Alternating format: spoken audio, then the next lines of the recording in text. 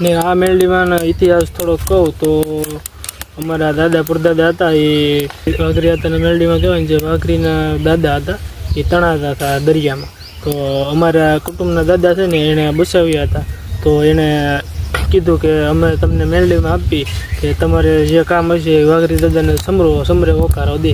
તો એવો હાસ છે અમારા વાઘરી દાદાનો. અને હેલો ગાઈસ, કેમ છો? મજામાં? આશા કરું છું મજામાં હશો. પહેલાં તો બધાને બાપા સીતારામ. તો આજમાં તો કંઈક એવું છે ને, અમારે જવાનું છે મેલડી માતાજીના મઠે. કે અમારો મઠ છે જ્યાં હાથપ ગામ છે ત્યાં.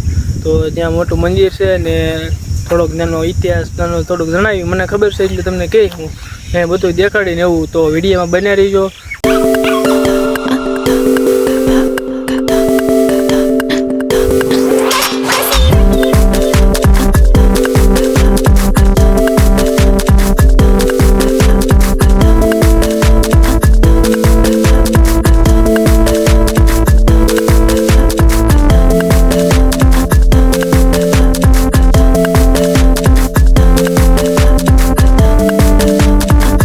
ભાવનગર હાઈવે પહોંચી ગયા છે. તમે જો વાહનની અવર ફૂલ ચાલુ છે, કેમ કે વાહન જ એટલું નીકળે છે અને ફૂલ સ્પીડમાં હતા.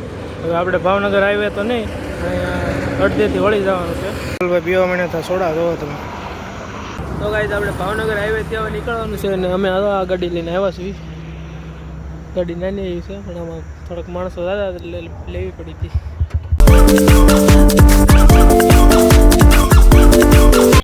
તો અમે હાથપ ગામની અંદર એન્ટર કરી ગયા છીએ અને કેવલભાઈ અમારી હારે છે. ગામમાં રસ્તામાં લે અત્યારે શ્રીફળ લેવા આવી છે.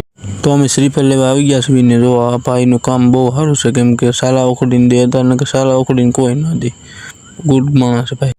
પછી અમે શ્રીફળ લઈને નીકળી ગયા. જો ને અહીંયા જો આ દેરા છે બધા માતાજીના, કેટલા દેરા છે ઠેઠ ઉજાળીથી ઓલા સુધી.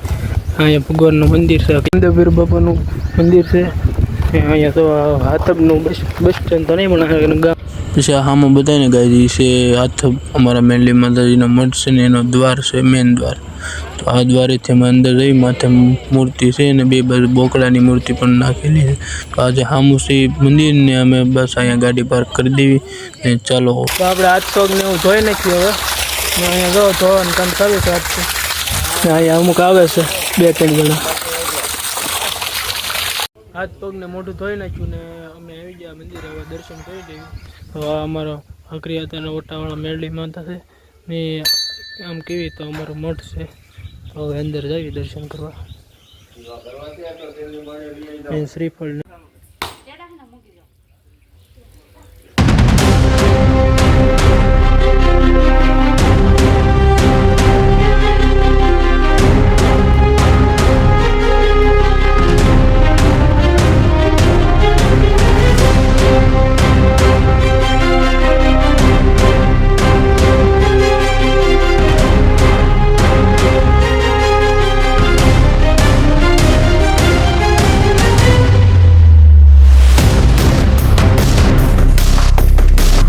મિત્રો અમે દર્શન કરીને વહી આવ્યા. આ બધું એ અહીંયા જો પાણીનું કોઈ છે, કોઈમાં પાણી કેટલું ફર્યું ઉપર સુધી પાણી છે. જો ને તળિયું સામું જ બતાવ્યું, તળિયાનું પાણી બધે સામું જ બતાવીને અહીંયા તો ડેમ છે. અત્યારે પાણી ન હોય, સુકાઈ ગયેલું હોય. પણ તો કેવલભાઈ ઠાક્યા પછી અહીંયા બેઠા. કેવલભાઈ કંઈ કહીશું ઓડિયન્સને? મજા શું મજા કરે આમનું. અહીંયા બધા બેઠા છે ત્યારે. અહીંયા પછી આપણે જવાનું છે દાદાએ મૂળ દાદાએ આપણે જવાનું છે પગે લાગવાનું. ત્યાં પણ નાનું એવું મંદિર છે ને તમને આગળ દર્શન કરાવી. ને આ મેલડીમાંનો ઇતિહાસ થોડોક કહું તો અમારા દાદા પરદાદા હતા એ જે મેલડીમાં કહેવાય ને જે વાઘરીના દાદા હતા એ તણાતા હતા દરિયામાં. તો અમારા કુટુંબના દાદા છે ને એણે બસાવ્યા હતા. તો એણે કીધું કે અમે તમને મેલડીમાં આપી કે તમારે જે કામ હશે એ વાઘરી દાદાને સમરે હોકારો દે. તો એવો હાસ છે અમારા વાઘરી દાદાનો. અને અમારા ગમે એ કામ હોય કે ન થતું હોય તો ખાલી દાદાને માનતા માનવીને એટલે બધું કામ થઈ જાય અમારે. ને અહીંયા રાંધવું કરવું હોય ને તો અહીંયા રાંધવા કરવાની સુવિધા છે. જો અહીંયા આ રસોડું છે, આ 2 રસોડા છે. અહીંયા છે ને અહીંયા છે 2 રસોડા ને ઓલી બાજુ પણ હોલ છે. જુઓ તો એ હોલ છે ને એમાં બધું રાંધવાનું. ને નાના છોકરાને એવું લાવ્યા હોય ને તો ઘોડિયા ને એવું બધું હોય એમાં. કેમ કે નાના છોકરાને એને ઘોડિયા હિસકાવા હુરાવવા માટે જોવે. કોને કહેશો? હવે મારી યાર બાધે તો ગયા અને કંઈક કહી ગયો ને કે હું આગળ પીસડા ફેરી નાખ્યા. આ બગીચો છે, નાનો એવો છે બગીચો, એટલે આમ બગીચા જે ટાઈપનું છે લાઈનમાં છે. તો ગુલાબ વાવેલું છે, પછી જાસૂદનું ઝાડ વાવેલું છે ને બધા નોખા નોખા ઝાડો એવી રીતના વાવેલા છે. ને એવો પડખે વાડી છે નારિયેલ તળી આવું એમ થાય. તો લીમડાના સોયા વધારે આટા મારવી એમનું.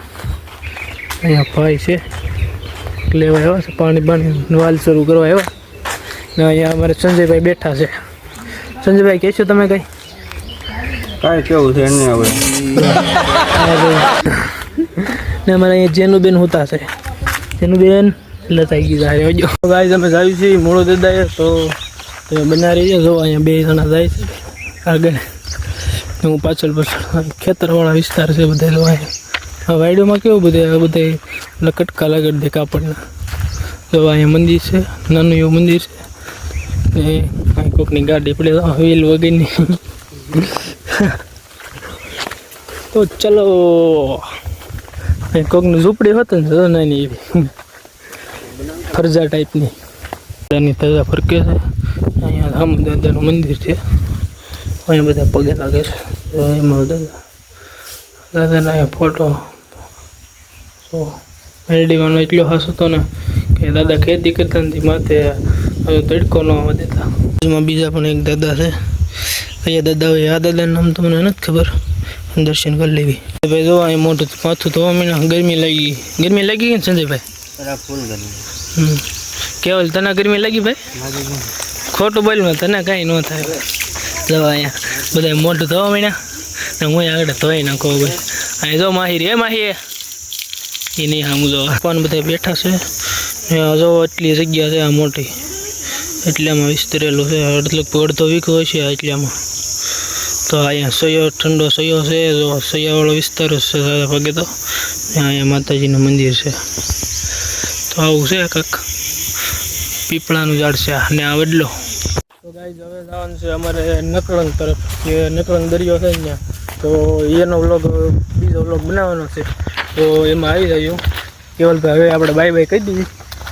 તો આશા કરું છું વિડીયો તમને ગમ્યો હશે. ગમ્યો હોય તો લાઇક શેર સબસ્ક્રાઈબ કરવાનું ભૂલતા નહીં. મળીએ કાલે નવા વિડીયોમાં. Bye bye. કાલે નહીં પણ આપણે બીજો વ્લોગ બનાવવાનો છે, એ પણ મૂકી દઉં, એ જોઈ લેજો. Bye bye.